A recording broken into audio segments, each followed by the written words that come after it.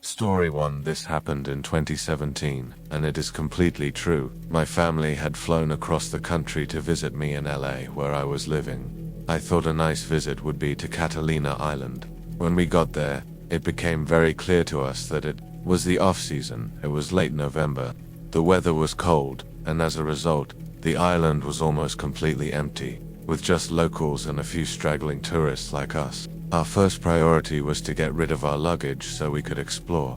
So we immediately checked into our motel, though that word hardly does the place justice. I call it a motel because all the room doors exited to the outside, but our room was actually one of 20 or 30 quaint guest house-looking buildings arranged in a sort of horseshoe shape around a walkway. The motel's entrance was essentially one point of the horseshoe, and if you walked straight in, you'd reach the room we were given, which was on the corner. From our room, one path led to the street, and the other went further into the secluded maze of rooms. After a day of exploring and just finishing dinner, it was time for the cold, dark walk back. Catalina Island is a decent distance from the mainland, and let me just say, it gets dark. Similarly, dark was my headspace after the dinner conversation took a bad turn, and my overwhelming depression took over. I pulled my black hoodie tighter over my freezing ears and walked ahead of my parents to the room, telling them I just needed to go to sleep, which I did immediately. Depression sometimes makes that easy. I was already losing consciousness as they came in after me, drifting off without even a good night. I then woke up to my mum saying my name in a harsh whisper. The room had 2 beds. My parents' bed was closer to the door, and mine was further in. My mum's voice cut through the silence again. She sounded concerned for me, which I understood given my mental state. Groggy, I rolled over and asked, "What?" As my eyes adjusted to the dim moonlight from the curtains, I saw her turn to face me. She was surprised to see me in my bed. Her eyes got wide. If I was in my bed, who was she talking to? We both looked back to where she had been looking to see a hooded figure in all black standing over their bed. Life isn't like the movies where characters unleash a blood-curdling scream. Sometimes the only thing that comes out is something panicked. And guttural. My mum's words became low and severe as she said my dad's name in a dire voice I'd never heard her use before. Then the hooded figure did something so bizarre and unsettling. It didn't advance, but instead crouched in the corner, near where it stood. The way it crouched was so absolutely unexpected, even in this already unexpected situation, that it terrified me. It seemed animalistic. I knew 2 things. This figure had been standing over us while we slept, and it wasn't acting in any way. I could understand, as opposed to the infinite moment of the figure standing over us mere seconds ago. The events that unfolded when my hulking ex-military dad woke up happened in an instant. Suddenly, we were out the door, not knowing which way the intruder went. My mum was screaming, "Get him! Get him!" My dad was running down one path of the horseshoe further into the hotel, shouting through sheer adrenaline, "I'm going to freaking kill you!" Ran down the other path toward the street. When I got there was no sign of the intruder, but it became suspiciously quiet behind me. I ran back to the room to find my dad quietly walking back, his head low. He got really close to me and I heard him say, "It's a kid." The explanation was that some young teen, tall and lanky like I am in my 20s and wearing all black, including a black hoodie, had gone into the wrong room, our room. But this one time, my parents had just so happened to forget to lock the door. My mum woke up when he entered and, seeing a tall person in a black hoodie, thought it was me, presumably leaving the room during a depressive episode. When the hooded figure crouched, that was him realizing his mistake and panicking. He was scared of us. As I got back to the room, my mom walked out and hugged this kid, who was now crying his eyes out. I probably would be too if a massive ex was sprinting after me with murder in his eyes. Story 2. This happened when I was about 13, and I still think about it today. My friend Jackie and I were extremely mischievous children. We loved joking around, sometimes using extreme measures to pull the best pranks. I can remember climbing a neighbor's tree with her and devising a rope and pulley system with a basket and water balloons to get them to the top so we could throw them at the neighborhood boys without being detected or retaliated against. Sometimes we would do mildly dangerous things to get a good rush, but it was never serious, just harmless messing around. One night, Jackie came over for a sleepover. We ate a bunch of candy, talked about boys, and then we got bored. It was around 1 o'clock in the morning and we were hyped up on sugar, so we couldn't sleep. One of us mentioned that we wished our other friend, Bailey, was there to hang out, and then I got the most brilliant idea of the evening. The two of us should sneak out of my house, walk over to Bailey's, and then TP her front tree. Now, for those who don't know, TPing means toilet papering. You know how douchey frat boys in college sometimes throw toilet paper all over their houses to show dominance or manliness or just plain stupidity? That's what I wanted to do. She of course thought it was a brilliant idea, so we stuffed a bunch of toilet paper rolls into 2 large purses, put on some sneakers, and sneaked downstairs and out my back door. It was a summer night, so not too cold, which was good because we were in tank tops and PJ shorts. The walk to her house was half through neighborhoods and half along a long stretch of road, next to a golf course with a neighborhood at the very end. Bailey's house was a little under a mile away, so we began hustling to get there faster and maybe tap on her window to get her to hang out if she wasn't asleep. We began walking. At first we were nervous that my parents would catch us, but then confident they wouldn't. We began giggling and talking about boys again. Now, I'm sure most people will think we were very stupid, and we were, but you have to understand the context. My hometown is very quiet. Nobody goes outside after 8 o'clock at night. It was ranked in the top 5 safest cities in the United States. Nothing bad happens there, or nothing we knew about at that age. We had thankfully never had a reason to be afraid of walking alone at night growing up, so with that in mind, we figured we had nothing to worry about. We kept chattering as we crossed the residential area onto the golf course road and didn't miss a beat. Suddenly, an SUV lazily drove up going the opposite way. I can still remember it like it happened minutes ago. The SUV was large, red, and four-doored, with a middle-aged man driving. He slowed down as he approached us and rolled down his window. "Hey girls, what are you doing up so late at night?" He had a huge mouth with perfect, straight white teeth.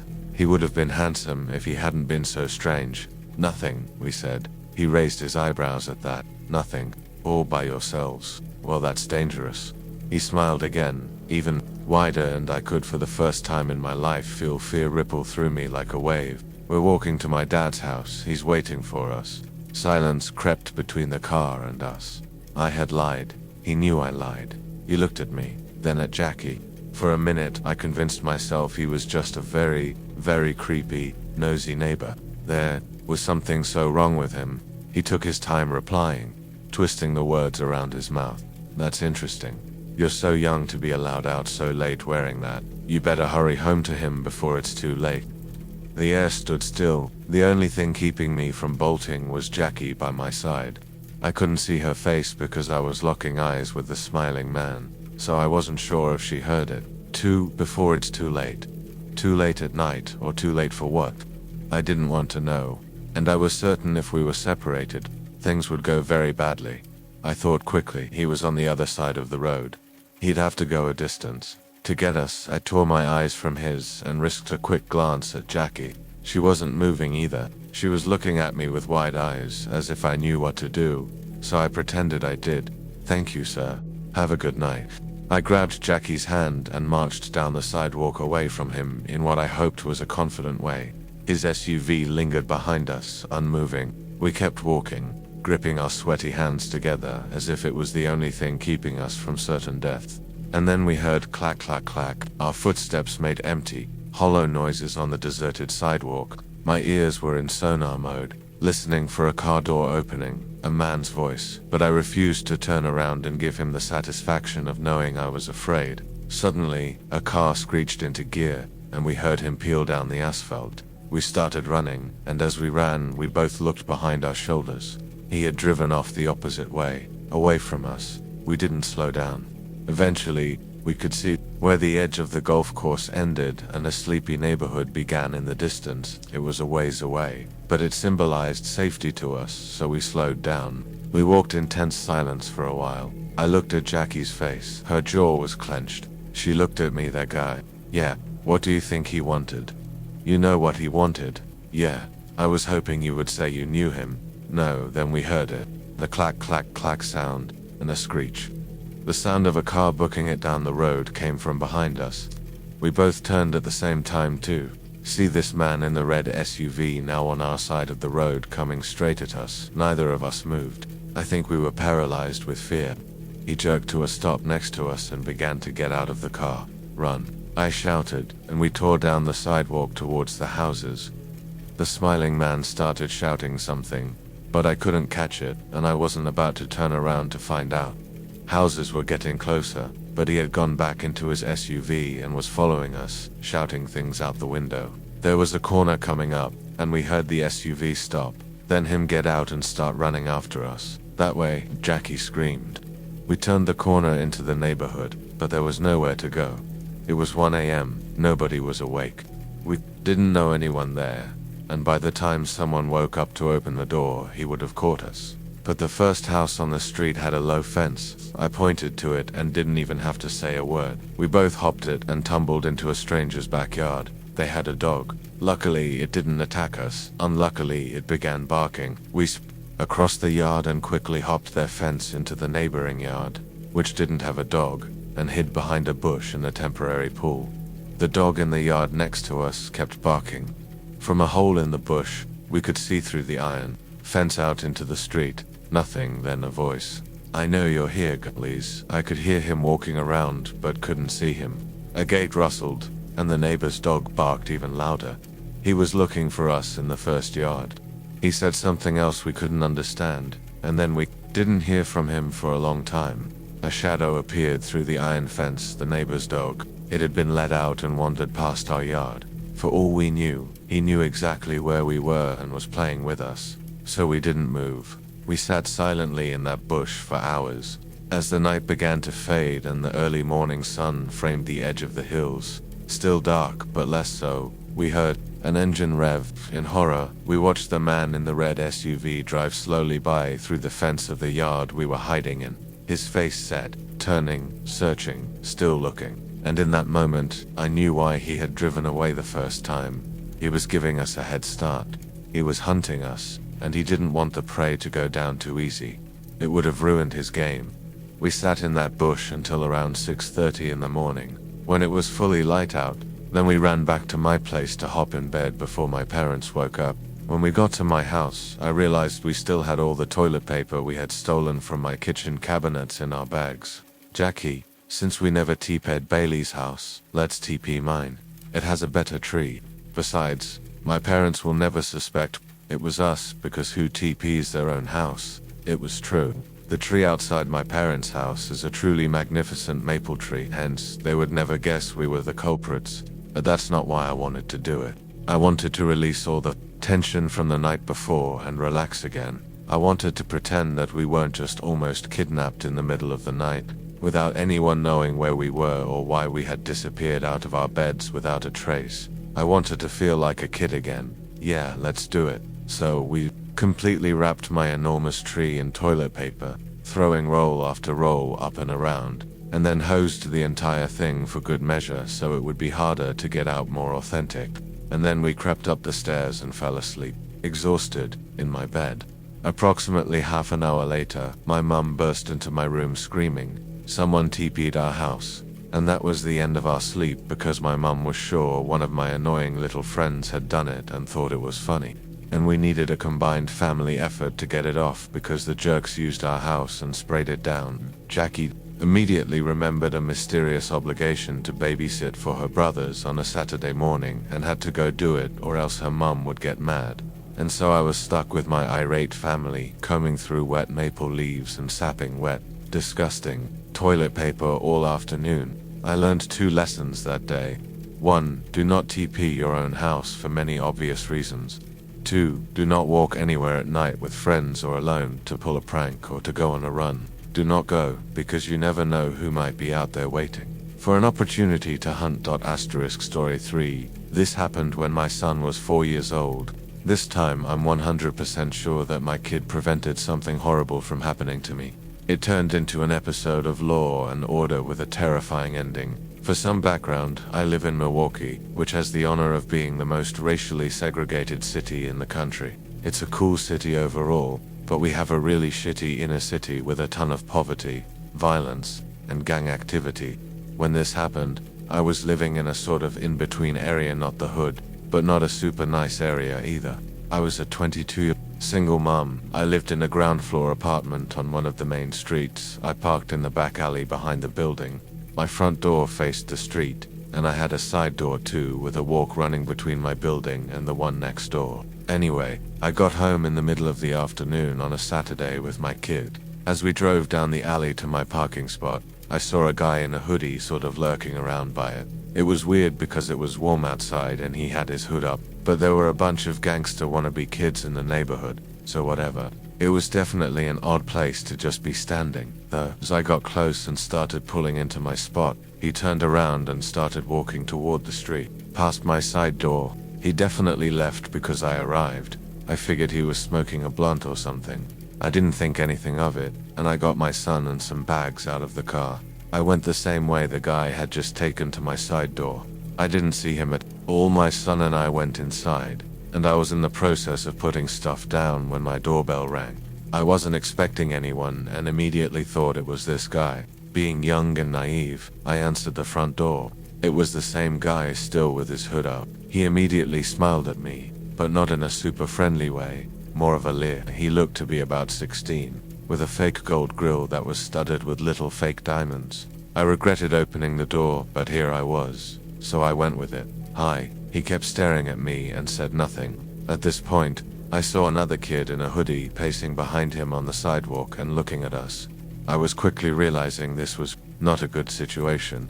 My son, who I had momentarily forgotten about, came up behind me. He did the shy kid thing where he stood behind me and poked his head out from behind my butt to look at the guy. The hoodie dude looked at him for a good couple of seconds and then back at me. Yo, is Daniel around? I don't know who that is. Maybe try the other door, I said, gesturing to my neighbor's door to my left. Are you sure? Yeah, sorry. And he left, walking the opposite direction of my neighbor's door. Pasty dude number 2 followed him. I thought it was really weird that he didn't even try to check the next door for Daniel. I thought the whole thing was really weird. My boyfriend got to my apartment a few minutes later, and I was glad to see him. He had a really old Jeep that he always parked out front on the main street. When he went out to get something from his car shortly after he arrived, it was gone. What the heck? Car theft was common in this neighborhood, but stealing it from the main street in broad daylight was pretty ballsy. So we called the cops, filed a report, the whole 9 yards. I told the cop about the hoodie dude since it seemed like it could be important. I was able to give a good description of the guy who came to my door asking for Daniel. I had no idea if it was relevant, but the fact that the Jeep was stolen so shortly after these guys were around seemed pretty relevant. That's where the story ended until 2 days later. I got a call from a different cop with the downtown main precinct. He told me they had found the Jeep and that other than the ignition, it wasn't damaged. Yeah, he asked if I could come downtown to do a lineup to see if I could identify the people who had knocked on my door the night before the Jeep got taken. That was weird, a lineup for a stolen car, but I agreed. He asked if I could come down in a couple of days. Also weird that they wouldn't want me to do it right away, but I was mostly focused on the fact that doing a lineup was pretty cool. So, I go to the downtown precinct a couple of days later. The way this went seems sort of unorthodox, but it was what it was. 2 detectives took me into a dark room where a woman in her 50s was sitting with a young woman in a wheelchair. The young woman's lower leg was in a giant cast with a whole metal contraption surrounding it, with maybe a dozen metal rods going into the cast itself. At this point I had no idea what the heck was happening. The detectives instructed us that we weren't to say anything during the lineup, except if we wanted the guys to turn around again or whatever, and that we couldn't talk to each other at all. Okay. We ended up having to wait in the room for almost an hour in the dark, awkwardly not speaking. They explained it was taking more time than anticipated to get 12 guys from the jail over to the precinct. Finally, we got started. They did 2 lineups and gave us forms to mark 1, 2, 3, 4, 5, or 6. There was a large window in front of us, and they explained that the guys couldn't see us. They turned the lights on in the room behind that window and brought each guy in. Individually, I couldn't identify anyone in the first lineup. I sort of felt bad, actually, but I couldn't. The second lineup started, and I didn't recognize guys 1, 2, or 3. Number 4 came out, though, and I immediately recognized the dude who had knocked on my door. He didn't have his stupid grill anymore, but it was definitely the guy. After the second lineup was done, they brought the other two women into the hallway and told me to stay put. After a few minutes, they came back to get me. The detectives asked if I recognized anyone, and I told them I was sure about number 4 in the second lineup but couldn't identify anyone in the first. I had gathered by this point that hoodie dude number 2 had likely been in the first lineup, but I hadn't gotten a good look at him when he was pacing on the sidewalk. Me signed 2 forms, one for each lineup, with the second form identifying number 4 as hoodie dude number 1. When I gave the forms back, the detective told me they could tell me what was actually going on now that the lineup was done. Good, because I was super confused by this point. He explained that number 4 was indeed one of the guys they arrested, with my boyfriend's Jeep.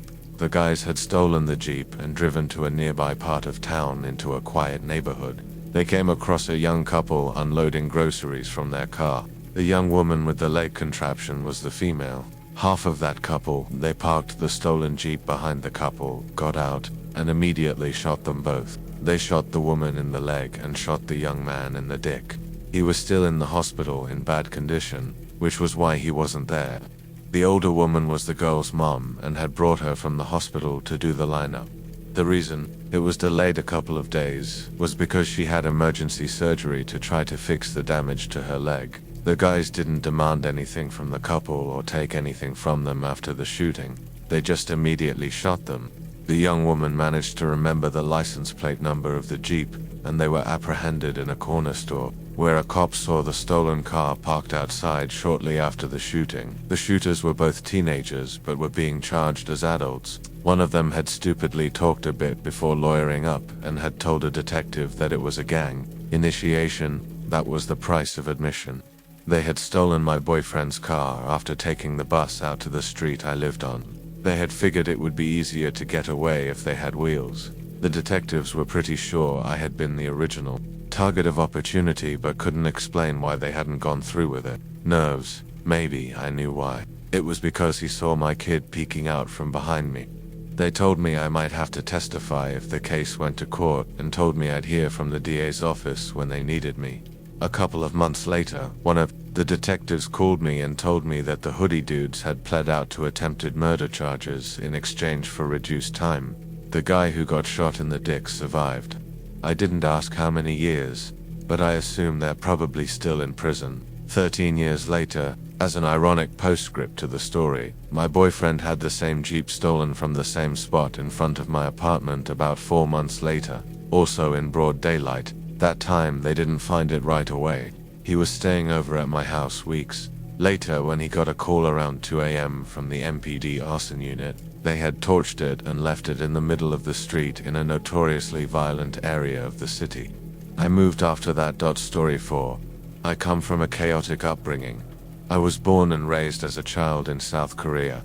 I later moved to Australia with my mother, having lost my father to homicide. The next few years of my life in Australia were difficult. Meeting and making friends was quite hard at that time, particularly since I was quite nerdy and did not speak much English, something most Australian kids at the time did not relate well to. One of my scariest memories was when I was 12. At the time, it didn't even occur to me just how close I came to potentially losing my life. My mother and I were on a road trip heading south from Melbourne to stay on the southern coast. We had stopped one evening at a small well-kept caravan park. The caravan park was quaint and beautiful, with neat grass, nice flowers, and a small creek that ran along the edge of the premises. It reminded me of home. I spent some time walking around on my own while my mother was taking a nap, and I discovered a game room with a pool table. I went inside and spent probably a good few hours playing pool by myself and generally just messing around when a young boy came in.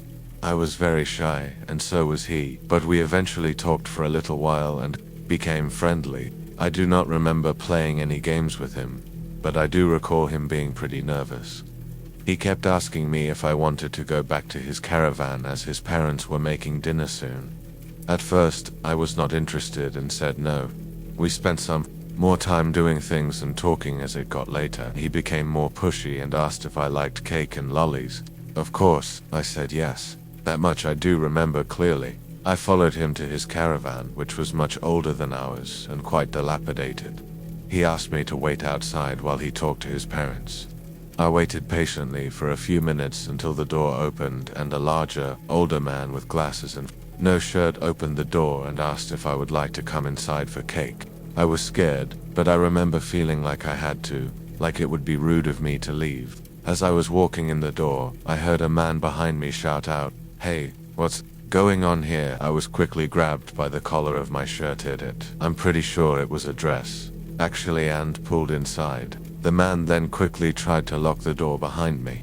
However, the stranger was too quick and burst in the door. He took my hand abruptly and pulled me outside, and we frantically ran away. The man asked which unit or room or caravan I was in, and took me straight there. We went inside, and my mom yelled at him asking why he was there. I was hiding in the corner crying while he explained what happened. We packed back up that night and left immediately. I was already heavily on anxiety medication after what happened back home, and we never spoke about it alone again. My mother claimed it was something I should talk to my therapist about. Every time we all spoke about it, my mother would leave the room. I scared the hell out of her, and I did not really understand why. I guess at that age it's difficult for the brain to comprehend the reality and potential of the situation. Looking back on it now utterly scares me to the point of losing sleep. Story 5. My bedroom has huge windows facing my backyard, which is surrounded by a tall fence and thick trees. The only way to see inside is by trespassing. Recently, a woman was waiting in my driveway when I got home. She claimed to be concerned for neighborhood children, saying she'd seen me dressed inappropriately through my windows while hiking. I told her that was impossible unless she was in my backyard. Smugly, she showed me a blurry photo on her phone of me in my underwear, which clearly included my hot tub and pool in the foreground, proof it was taken from my property. When I accused her of trespassing, she launched into a condescending lecture about me being an exhibitionist. I refused to close my blinds and told her she wasn't welcome on my property. She became enraged, crying that I was a threat to her family. A few days later, she returned with a police officer, accusing me of indecent exposure and making death threats. I explained my side and showed the officer the backyard, proving the photos required trespassing. I also pointed out the pictures were from multiple different days. The officer quickly realized she was unhinged and informed her she was the one breaking the law by trespassing and photographing me without consent. She then erupted into an insane rant, calling me a prostitute and claiming my breast implants were probable cause. The officer finally got her to delete the photos from her phone, but she refused to agree to stay off my property. He officially warned her anyway. I thought it was over, but I've since learned she's going door to door calling me a pedophilic prostitute and trying to get a petition signed to force me to move. Now I have to figure out how to send her a cease and desist. What a headache.